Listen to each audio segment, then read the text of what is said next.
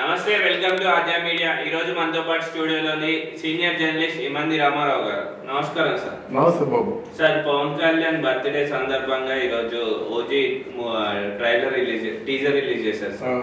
దాని విశేషాలు, దాని గురించి చెప్పండి సార్. టీజర్ చాలా అద్భుతంగా ఉందండి. సుజిత్ అంటే సుజిత్లో టెక్నికాలిటీ మనం వేరే చూడవలసిన అవసరం లేదు.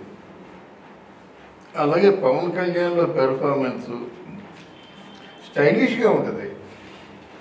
నాకు ఒక డౌట్ వచ్చేది, ఈయన రాత్రి వాళ్ళు జనాల మధ్య తిరుగుతున్నాడు కదా, ఎవరైనా సరే కొంచెం కోల్పోతారు. మీకు గ్లామరే కాకు స్టైల్ కూడా కొంచెం కోల్పోతారు అన్నమాట. మీరు చూడండి, వ్యాపారంలో ఉన్నవాళ్ళు వచ్చి సినిమాల్లో షూటింగ్ చేస్తుంటే వ్యాపారంలో ఒక కొన్ని మెలకువలు కావాలి, కొన్ని పనులు చేయాలి, కొన్ని రకాలుగా ఉండాలి. మళ్ళీ సినిమాకి వచ్చేసరికి 1-2 రోజులు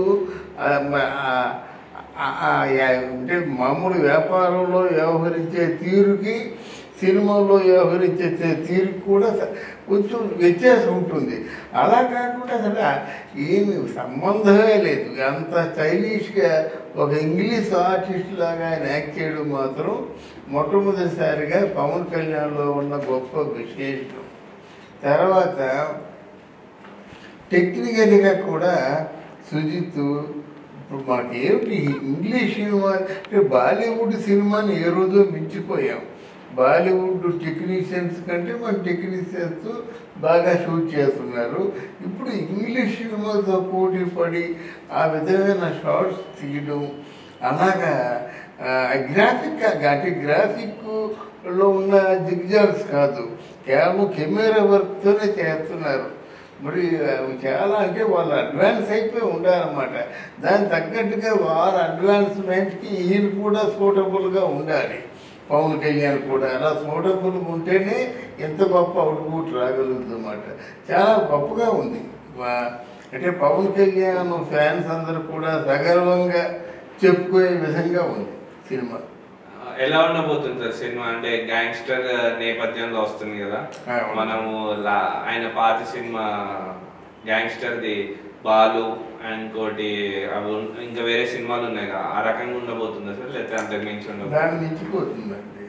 ఎందుకంటే అది గ్యాంగ్స్టర్ అంటే గ్యాంగ్స్టర్ ఆయన ఒకటే కాకుండా వేరే ఉన్నటువంటి బాలుడు విలన్లు, ఆ గ్రూపు, ఆ మూట ఇదంతా ఉంది.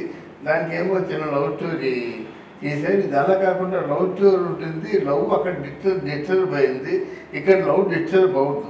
ఎందుకంటే ఒరిజినల్ గ్యాంగ్స్టర్కి ఎందుకు లవ్ డిస్టర్బ్ అవుతుంది? ఆయన గ్యాంగ్స్టర్ కాదు, గ్యాంగ్స్టర్గా మారుతాడు. ఈయన ఒరిజినల్ గ్యాంగ్స్టర్ అంటే ఆయనకి ఖచ్చితంగా ఆయన ఏమనుకుంటే సాధించి తీరాలన్నమాట. ఈయన ఫెయిల్యూర్ ఉండదు, అంత సక్సెస్ ఉంటుంది కనుక ఇది మాత్రం డెఫినెట్గా పవన్ కళ్యాణ్ లైఫ్లో, పవన్ కళ్యాణ్ కెరీర్లో ఒక మంచి ల్యాండ్ మార్క్గా ఉంటుందని నేను అనుకుంటున్నాను. పవన్ కళ్యాణ్ బర్త్డే సందర్భంగా కుటుంబ సింగర్ రిలీజ్ చేశారు సార్. అది మళ్ళీ జనాలు అంతే ప్రేమతో ఆదరిస్తూ అది మళ్ళీ బ్లాక్ బస్టర్, అంటే ఆ టైప్ కొత్త సినిమా అయితే జనాలు ఎలాగ పండగ చేస్తారో అలాగే ఉంది సార్. మరి మొన్న పేరు జల్సా జల్సా సినిమా రిలీజ్ అయింది కదా. ఇప్పుడు పవన్ కళ్యాణ్ సినిమాలు ఏం రిలీజ్ అయినా మునపటి కంటే ఇప్పుడు ఎక్కువగా చూస్తారు. ఎందుకంటే జనంలోకి వెళ్ళారు కదా. జనంలోకి వెళ్ళిన తర్వాత ఇప్పుడు మహిళలు చాలామంది పవన్ కళ్యాణ్ని నేరుగా దగ్గర నుంచి చూశారు కదా. మనం చూసిన వ్యక్తి తాలూకు సినిమా వస్తే తప్పకుండా చూస్తారండి. అంటే పవన్ కళ్యాణ్ జనాల దగ్గరికి వెళ్తున్నాడు కనుక జనానికి ఆ దగ్గరలో చూసే ఆనందం, అంటే వాళ్ళు ఎప్పుడైతే ఓన్ చేసుకున్నారో ఆ ఓన్ చేసుకున్నటువంటి పవన్ని సినిమాల్లో చూడాలి, యాక్షన్ రూపంలో చూడాలి, ఎంజాయ్ చేయాలి, ఇట్లాంటి కోరికలు ఉంటాయన్నమాట. అందువల్ల కుటుంబ శేఖరే కాదు, మీకు ఏ సినిమా వచ్చినప్పుడు కూడా డెఫినెట్గా అది మళ్ళీ లాభాలు పండుతుంది. ఫర్ ఎగ్జాంపుల్ నెక్స్ట్ సినిమా ఒకటి ఉందనుకోండి, దాని పేరు మన గబ్బర్ సింగ్, బ్రహ్మాండంగా ఆడుతుంది. అత్తారెడ్డి జరిగేది బ్రహ్మాండంగా ఆడుతుంది అన్నమాట. ఇది వ్యాపారం అన్నమాట. అంతకుముందు సినిమా అంతగా పోకపోయినా ఈ సినిమా మాత్రం డెఫినెట్గా చాలా లాభాన్ని ఆర్జిస్తుందని నమ్మవచ్చు.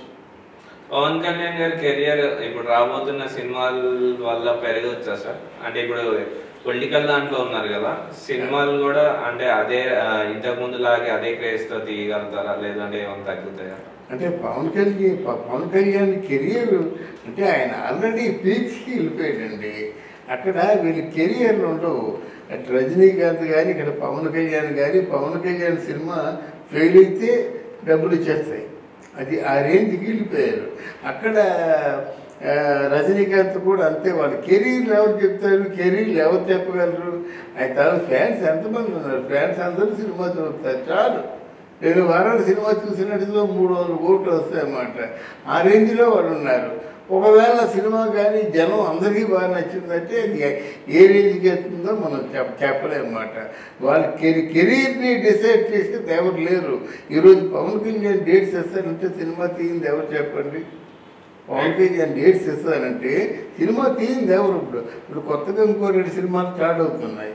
అందువల్ల పవన్ కళ్యాణ్ కెరీర్ ఏమి జనంలో ఆయనకున్న క్రేజ్ ఎవరికి ఉందండి? ఈరోజు విసిపోతున్నారు. భారతదేశం కాకుండా ప్రపంచ దేశాలు కూడా విసిపోతున్నాయి. ముఖ్యంగా మొన్న ఆయన ఎవరు మోదీ గారు పవన్ కళ్యాణ్ని చాలా హృదయపూర్వకంగా అభినందించారన్నమాట. రూపాయి ఖర్చు పెట్టుకుంటే ఇంతమంది జనాలు ఆయన వెంటున్నారంటే అది నిజంగా చరిత్ర తిరగరాయినా అవుతుందన్నమాట. అంతమంది జనాల, అంత క్రౌడ్ కూలింగ్గా, అంత ఫాలోయింగ్గా, ఇది నా భూతం నా భవిష్యత్తు. రాను సినిమాలు ఎక్కువ తీస్తారంటారా, తక్కువ అయిపోతాయి అంటారా పవన్ కళ్యాణ్ గారు? అంటే ఇప్పుడు పొలిటికల్ గా రాజకీయాల్లో వెళ్తే సినిమాలు ఉండవండి జనరల్గా. ఇప్పుడు రాజకీయాల్లో పనిచేసేవాడికి సినిమాలు చేసే టైం ఉండదు. కానీ ఇతను ఏం చేయాలంటే చాలా తెలుగుగా చేయాలి. అంటే ఇప్పుడు పవన్ కళ్యాణ్ చంద్రబాబు నాయుడు కలిస్తే మంచి రూలింగ్ ఇవ్వగలుగుతారు. ఎందుకంటే పవన్ కళ్యాణ్ దూసుకుపోతాడు, ఏం చేయాలనుకుంటే చేయగలుగుతాడు. ఇక్కడ చంద్రబాబు నాయుడు అయితే ఉన్నాయి, విజన్స్ ఉన్నాయి. ఆయన అంటే సంపదను సృష్టించడం ఆయన ఏ ఉద్దేశంతో 33,000 ఎకరాలు ల్యాండ్ పూలింగ్ చేశాడు, ఆ ఉద్దేశంతో పిలుస్తాడు. వాళ్ళు రెడీ ఉన్నారు. సత్యానాదేలో కానీ, సింగపూర్ కానీ, లేకపోతే అమెరికాలో కానీ ఆ తాలూకు అంటే వ్యాపారవేత్తలందరూ ఆయనకి సన్నిహితంగా ఉన్న వాళ్ళు వస్తారన్నమాట. ఇప్పుడు ఇమ్మీడియట్గా కనీసం 1,00,000 మంది అయినా పెద్ద సాఫ్ట్వేర్లో పెద్ద పొజిషన్లో ఉండాలి. ఫర్ ఎగ్జాంపుల్ 1,00,000 మందికి వైద్యంలో జాబ్ ఇచ్చారనుకోండి, ఆ 1,00,000 మందిపై 10 లక్షల మంది డిపెండ్ అయి ఉంటారు, డిపెండెంట్స్. అలాగే విజయవాడ అమరావతిలో కూడా 1,00,000 మందికి ఇచ్చారనుకోండి, ఆ 1,00,000 మంది మీద అమరావతి అంతా సస్టైన్ అయిపోతుంది. ఎలా అన్నమాట అండి? అంతకుముందు ఎవరెవరైతే వెళ్ళిపోయారో వాళ్ళు వస్తారు, మళ్ళీ టీఎం మోటార్స్ వస్తారన్నమాట. బాబు మీ పర్సంటేజ్ మాకు వద్దు, మీ వ్యాపారం మీరు చేసుకొని మా డబ్బులు మాకు ఇవ్వండి అంటే వస్తారు. అమర్ రాజా వచ్చి తీరారు తప్పనిసరిగా. గల్లా జయదేవే కదా, నాయన నీకేం లేదు, నువ్వు ఏ రేటుకి అయితే అడిగావో ఆ రేటు మేము ఇస్తావు. ఇక్కడ ఎంప్లాయ్మెంట్ 15,000 20,000 ఎంప్లాయ్మెంట్ క్రియేట్ చేస్తా అంటున్నావు.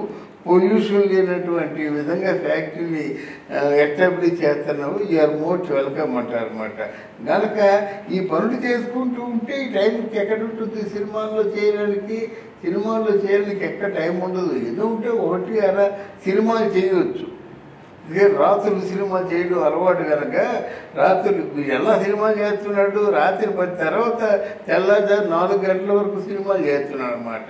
అయితే ఒకటి రాను కొంచెం వయసు అవుతుంది కదా. ఇప్పుడు 55 సంవత్సరాల వయసు అండి, ఇంకో 5 సంవత్సరాలు ఫాస్ట్గా చేస్తాడు. తర్వాత కొంచెం హెల్త్ చూసుకోవాలి కదా. హెల్త్ బాగున్నంతసేపు బాగుంటుందండి. ఒక్కసారి డిక్టేర్ పోయిందంటే మాత్రం అక్కడి నుంచి చాలా జాగ్రత్తగా కాపాడుకోవాలి. మన జీవితంలో చేయవలసిన ఒకే ఒక మంచి పని ఏంటంటే మన హెల్త్ని మనం చూసుకోవడం. ఆరోగ్యం బాగుంటే ఏ పనైనా చేయగలుగుతారు మీరు. ఆరోగ్యం బాగుంది కాబట్టి ఎన్టీ రామారావు గారు 2 గంటలు లేచినా 3 గంటలు లేచినా సరే ఆయన తాలూకు మాట చెల్లింది. ఆయన ఆరోగ్యం బాగైతే ఎలా వరకు లేవలేడు కదా, లేచేందుకు ఓపిక ఉండదు కదా. 8 గంటలు 9 గంటలు అయితే కానీ లేచే ఓపిక ఉండదు.